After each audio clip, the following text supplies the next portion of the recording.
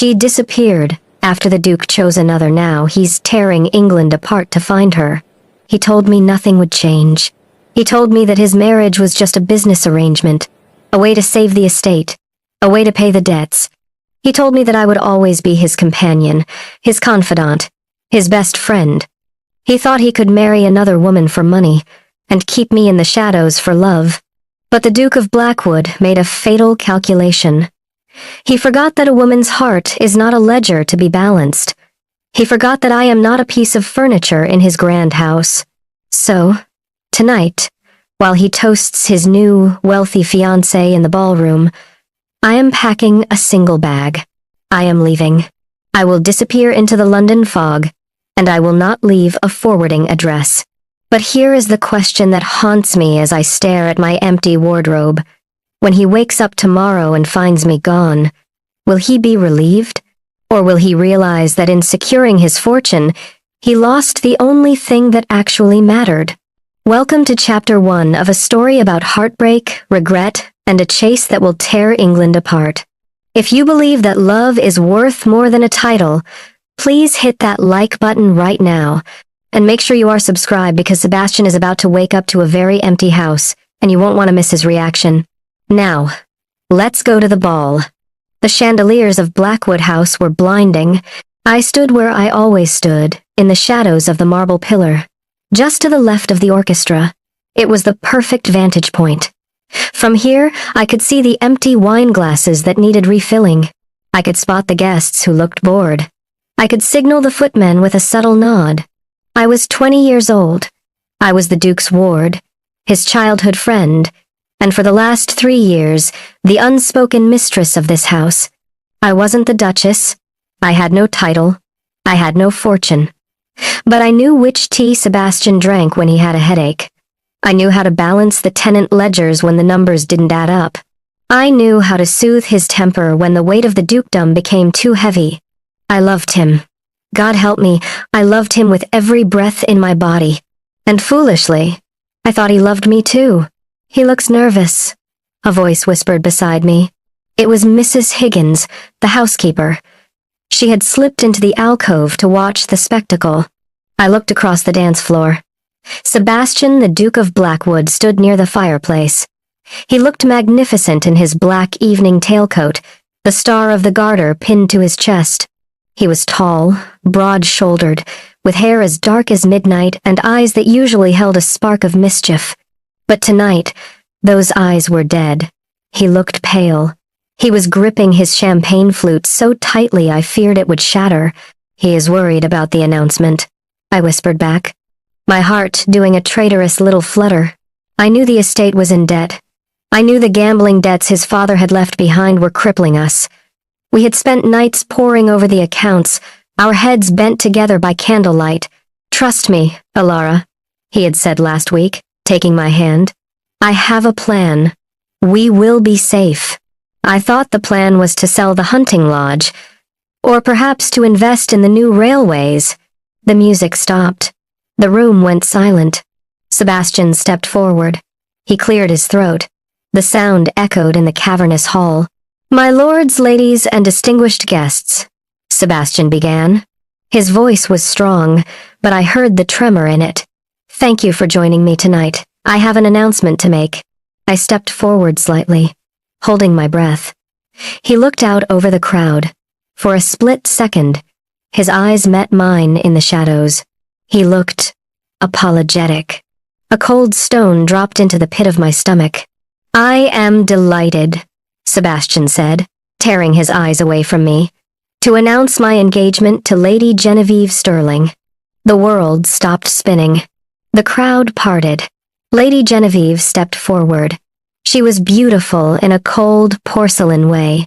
She wore a dress of silver silk that cost more than I would earn in a lifetime. Diamonds dripped from her neck, diamonds that would pay Sebastian's debts 10 times over. She took his arm. He looked down at her, forced a smile, and raised her hand to his lips. I didn't scream. I didn't faint. I simply ceased to exist. The applause roared in my ears like the ocean. I felt Mrs. Higgins grip my arm. "Oh, my dear," she whispered. "Oh, My poor lamb. I pulled away. I must check on the supper arrangements. I turned and walked out of the ballroom. I walked with my head high. I walked past the footmen who pitied me. I walked until I reached the heavy oak door of the library, and only then did I allow myself to lean against the wood and gasp for air. He had sold himself, and he hadn't even warned me. Elara? I froze. I wiped my eyes frantically and turned around. Sebastian was standing there. He had left his own engagement party. He looked relieved to see me, as if stepping out of the ballroom was escaping a prison. There you are, he said, loosening his cravat. God, it's suffocating in there. Did you see Genevieve's father? The man is a shark. He walked over to his desk and poured a brandy. He acted as if nothing had happened, as if he hadn't just shattered my world. You are engaged, I said. My voice sounded hollow, like it was coming from a ghost. Sebastian paused. He took a sip of brandy and turned to me. Yes, it was the only way, Elara. The Sterlings have a shipping fortune. The dowry alone clears the debts immediately. The estate is saved. He smiled at me, expecting praise, expecting me to be the practical, efficient Elara who balanced the books. You love her? I asked.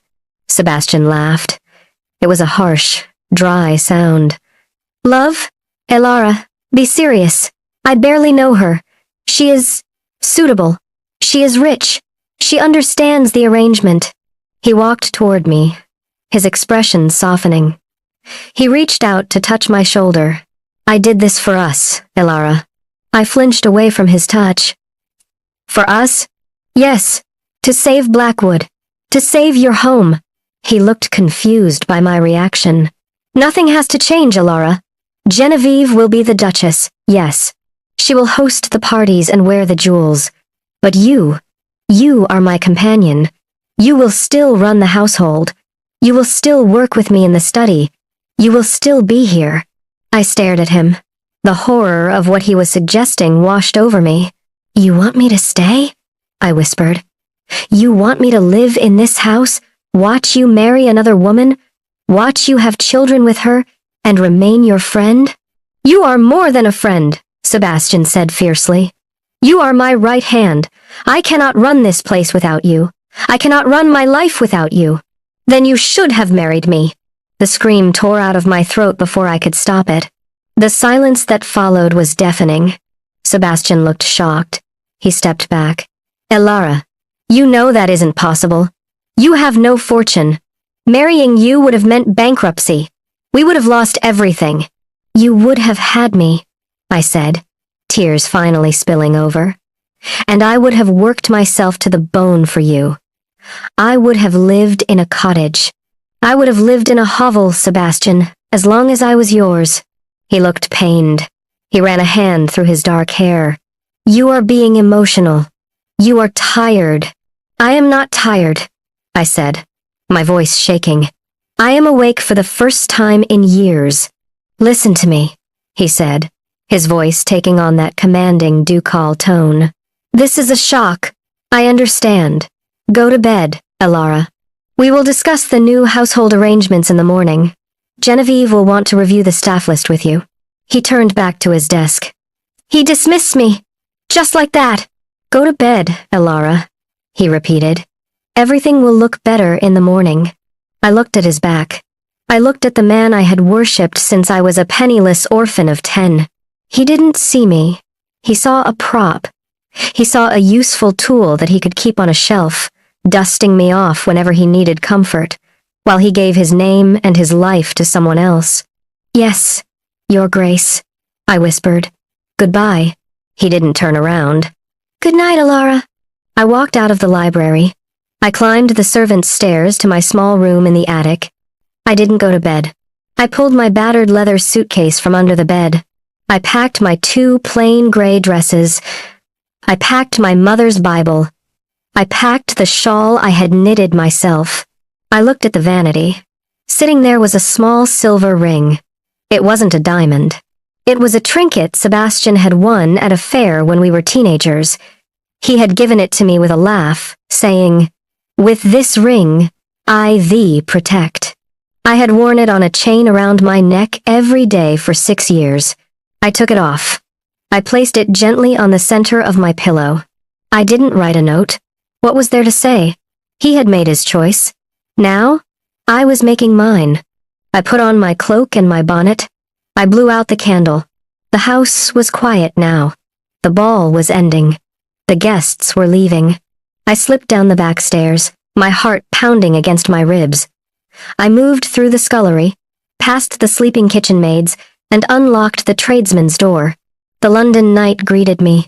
It was cold, damp, and smelled of coal smoke. A thick fog had rolled in off the Thames, swallowing the street lamps. It was perfect. I stepped out into the dark. I didn't look back at the towering silhouette of Blackwood House. If I looked back, I would crumble. I walked into the mist. Sebastian thought everything would look better in the morning. But when morning comes, he will find the ring on the pillow. He will find the ledgers closed. And he will find that the silence in the house is louder than any scream. I am gone. But Sebastian is about to wake up to a nightmare. He thinks he can replace her. He thinks he can manage without her. He is wrong. Join me for Chapter 2, The Empty House. The hangover wears off. The realization hits, and the Duke of Blackwood realizes he has made the biggest mistake of his life. The chase is about to begin. The Duke woke up to an empty bed, and realized he made a terrible mistake. They say you don't know what you have until it's gone. It is a cliché, a tired phrase. But for the Duke of Blackwood, it became a terrifying reality the moment he opened his eyes. The morning after his engagement party, Sebastian woke up with a headache that felt like a hammer and a mouth that tasted like regret. He reached for the bell rope. He expected the door to open. He expected the smell of Earl Grey tea.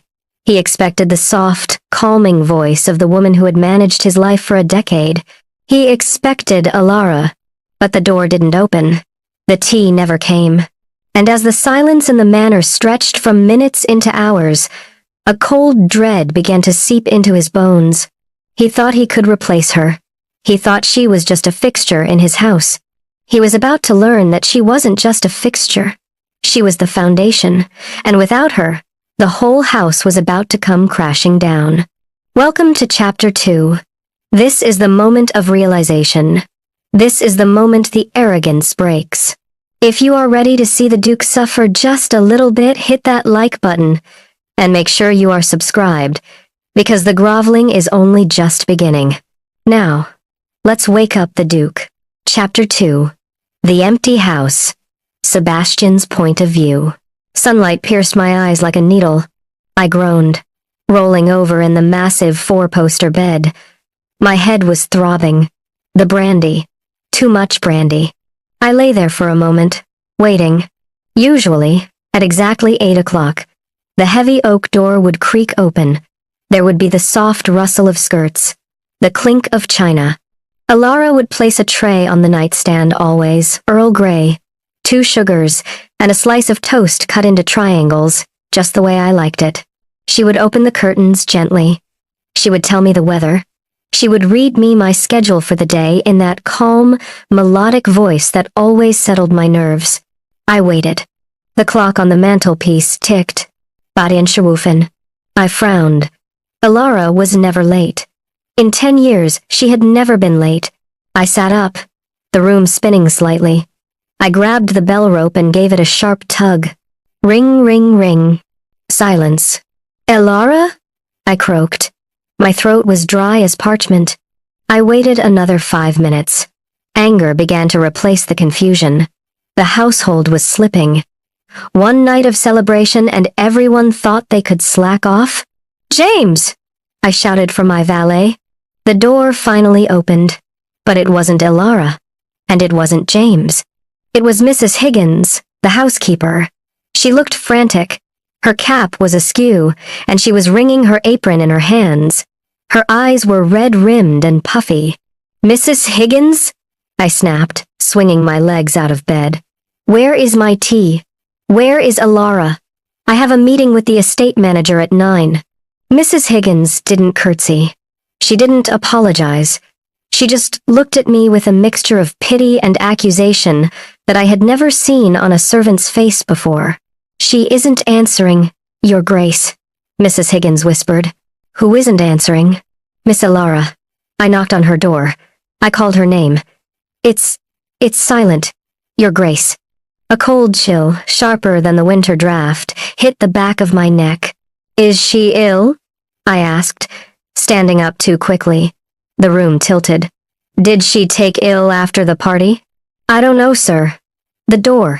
It's unlocked, but I didn't dare go in. I didn't wait for my valet. I didn't put on my dressing gown. I walked out of my room in my shirt and trousers, barefoot on the cold corridor floor. I walked past the grand guest suites. I walked past the library. I climbed the narrow wooden stairs to the upper floor where the family rooms used to be, where Elara had slept since she was a child. I reached her door. "Elara?" I called out. Silence. I pushed the door open. The room was freezing. The window had been left open a crack, letting in the damp London fog. But it wasn't the cold that stopped my heart. It was the emptiness. The room had been stripped. The silver hairbrush that usually sat on the vanity? Gone. The stack of books she always kept by the bedside? Gone. The small painting of her parents? Gone. The wardrobe doors stood open, revealing empty hangers that rattled in the draft. She hadn't just gone out. She hadn't gone to the market. "No," I whispered. "No, no, no." I walked into the room. It felt dead. It felt like a tomb. I looked at the bed. The sheets were perfectly smooth, unslept in. And there, right in the center of the white pillow, sat a small object. I reached out, my hand shaking uncontrollably. I picked it up. It was the silver ring. The cheap, tarnished ring I had won for her at the village fair when I was 18 and she was 10. She had cried because she'd scraped her knee, and I had given it to her and promised to always protect her. She had worn this ring every single day. She twisted it when she was nervous. She polished it when she was thinking. It was part of her, and she had left it behind. It was a message clearer than any letter. You broke your promise, so I am breaking the bond. I squeezed the ring in my fist until the metal bit into my palm. "She's gone," I said aloud. The words sounded impossible. She actually left. I was pulled from my shock by the sounds of chaos erupting on the ground floor. I shoved the ring into my pocket and ran downstairs. The scene in the dining room was a disaster. The table wasn't set. A footman was sweeping up a broken tureen. The breakfast buffet was cold. And standing in the center of the whirlwind, looking utterly displeased, was Lady Genevieve. She was dressed in a crisp, expensive morning gown, holding a handkerchief to her nose as if the house smelled offensive.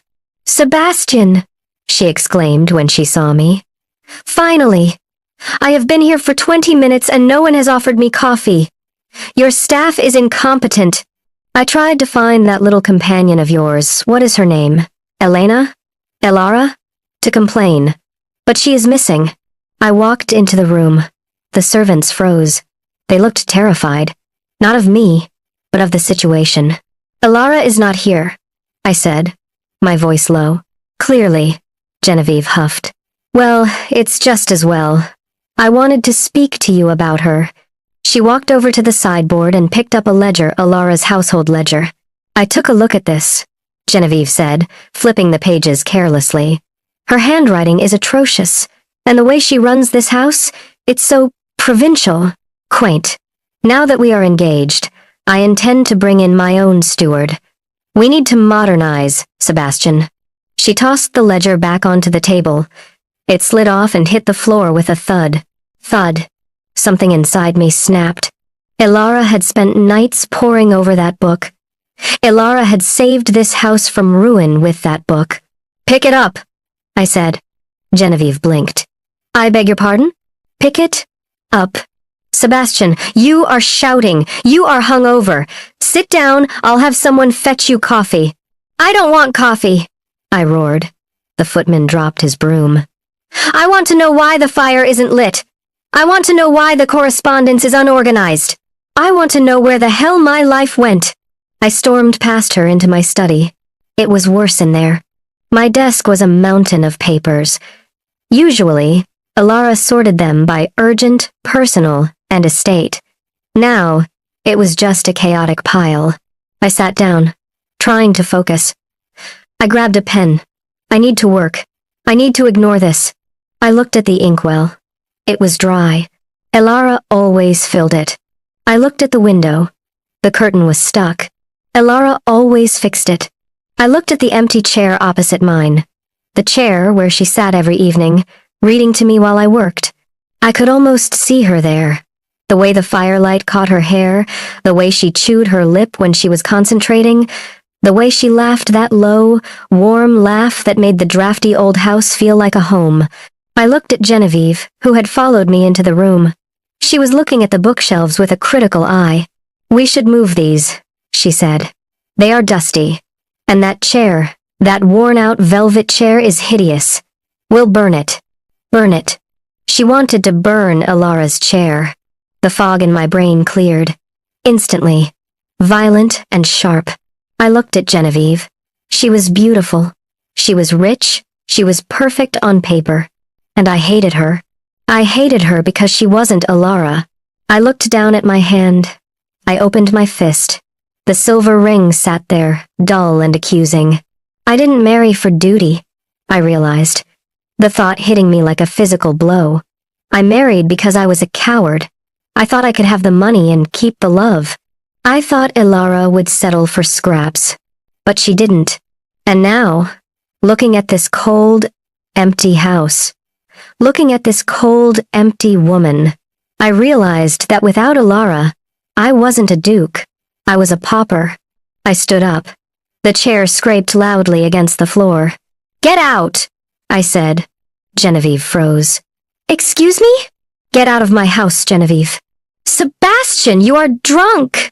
"I am sober," I said, walking toward her.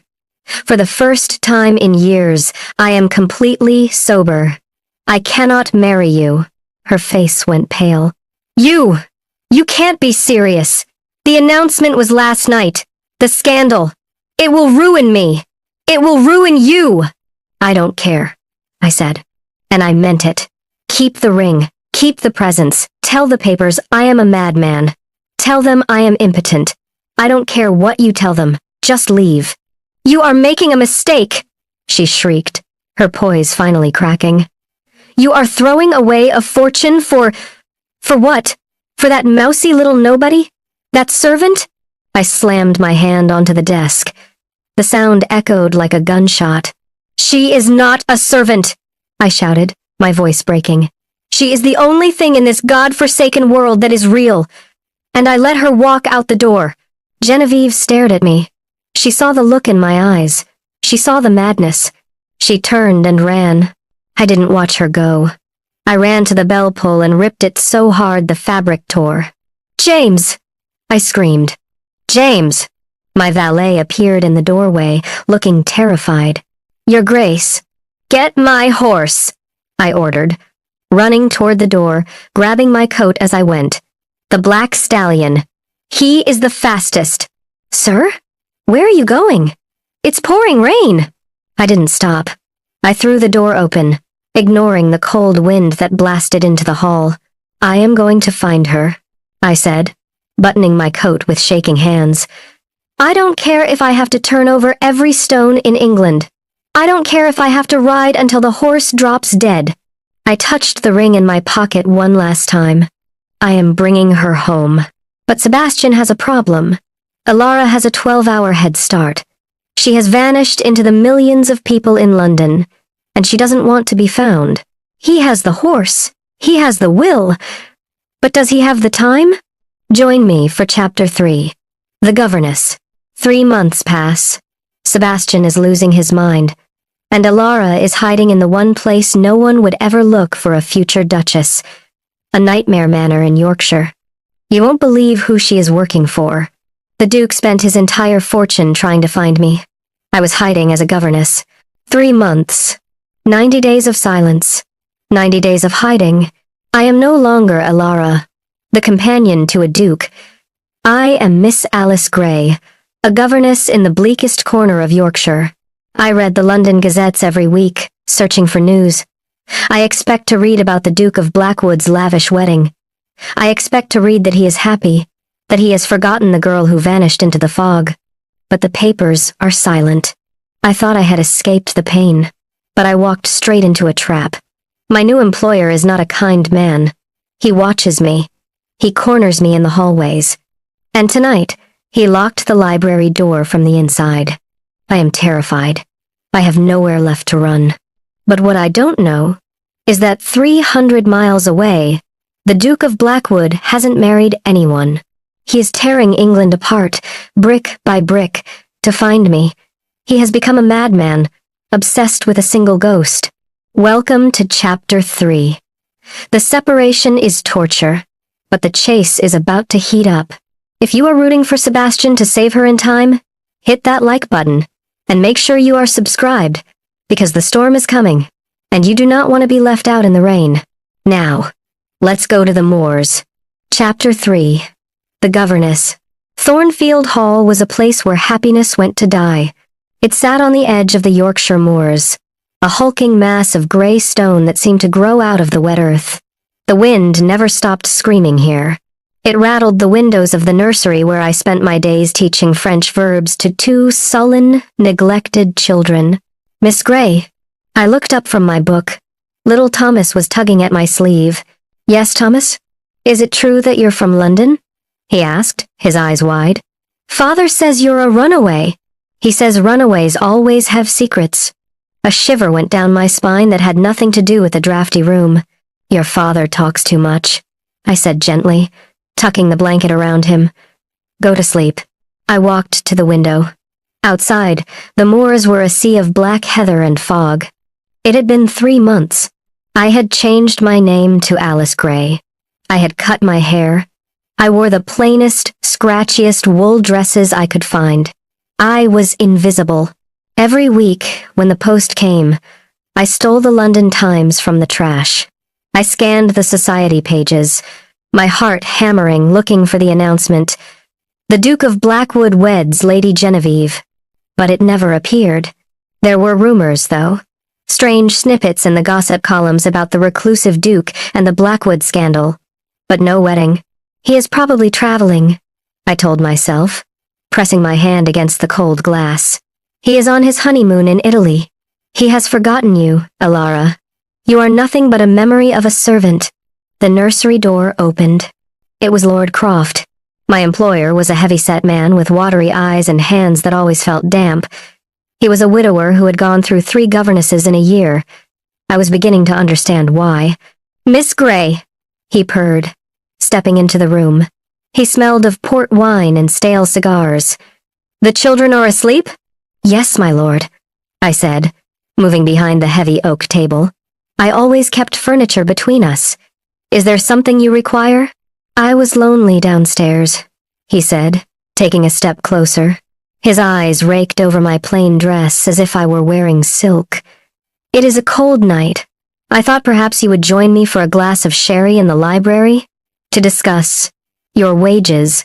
I am quite tired, my lord, I said, my voice steady despite the fear rising in my throat.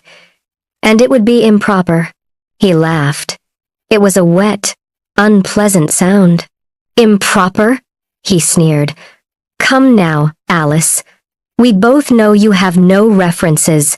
You appeared out of nowhere. A woman like you, hiding away in a place like this. Clearly, you have no one to protect you. He took another step. He trapped me against the window. You have nowhere to go, he whispered, reaching out to touch a lock of my hair. So why not be nice to me? I can make your life very comfortable. I flinched away, my back hitting the cold glass. Please, my lord, do not. He smiled, a predatory glint in his eyes. Think about it, Miss Grey. The winter is coming. It would be a shame if you found yourself on the street. He turned and walked out, leaving the door open. I sank to the floor, wrapping my arms around myself. He was right. I had no money. I had no references. I was trapped in this stone prison with a monster. Sebastian, I whispered into the dark. Where are you? 300 miles away. The library of Blackwood House looked like a war room. Sebastian was unrecognizable. The elegant duke who had hosted the ball 3 months ago was gone. In his place was a man who looked like he was being eaten alive from the inside out. He hadn't shaved in days. His shirt was unbuttoned at the collar. Dark circles bruised the skin under his eyes. The room was littered with maps. Maps of England, maps of Scotland, maps of Wales. Red ink marked every port, every train station, every village. Nothing? Sebastian roared, slamming a fist onto the desk. The private investigator, a small man in a bowler hat, flinched. I'm sorry, Your Grace, the man stammered. We have checked the passenger lists for every ship leaving London. We have checked the boarding houses. We have checked the morgues. Sebastian flinched at the word morgue. She is not dead, Sebastian snarled. Do not say that word in this house. Your Grace, it has been 3 months. A young woman, alone, with no money. Perhaps she found a protector? Or perhaps— Get out, Sebastian said, his voice dangerously low. But sir, the bill for this week. You have already spent a fortune. I said get out, Sebastian shouted, throwing a heavy glass paperweight at the wall. It shattered, leaving a dent in the plaster. The investigator grabbed his hat and fled. Sebastian collapsed into his chair. He put his head in his hands. Elara, he groaned. The house was killing him. Every corner held a memory. The chair where she used to read. The ledger where she wrote her notes. The phantom scent of her vanilla perfume that seemed to linger in the hallways. He had broken the engagement with Genevieve the same morning Elara left. The scandal had been immense. The Ton called him the Mad Duke. They said he had lost his mind. And they were right. He had. He couldn't sleep. He couldn't eat. He existed only for the search. Go away, Sebastian barked. The door opened anyway. It was James, his valet. He looked nervous, but determined. Your Grace, James said quietly. I found something. Sebastian looked up, his eyes bloodshot. What? I was cleaning out Miss Elara's old things in the attic storage. Looking for clues, as you asked. James held out a crumpled piece of paper. I found this receipt tucked inside an old book. It's from a year ago.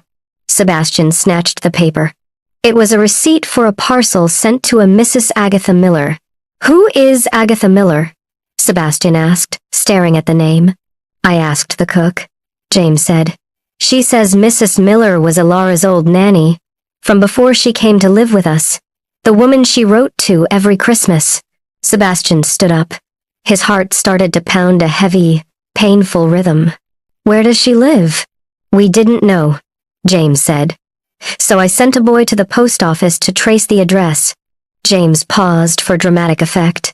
She lives in a village called Haworth, in Yorkshire. Yorkshire, the north. The wildest, most desolate part of England. It was exactly where someone would go if they wanted to disappear. Bring the carriage around, Sebastian ordered. The exhaustion vanished from his face, replaced by a terrifying intensity. Sir? James asked. It is late, and Haworth is days away. Should we not wait for morning? Sebastian walked to the map on the wall. He traced the line to Yorkshire with a trembling finger. No, Sebastian said. We leave now. But the horses, sir. I don't care about the horses! Sebastian turned, his eyes blazing with a fire that hadn't been there for 90 days. I don't care if I have to run there myself! She is out there, James. I can feel it. She is alone. She thinks I abandoned her. He grabbed his heavy greatcoat and strode toward the door. I am coming, Elara, he whispered to the empty air.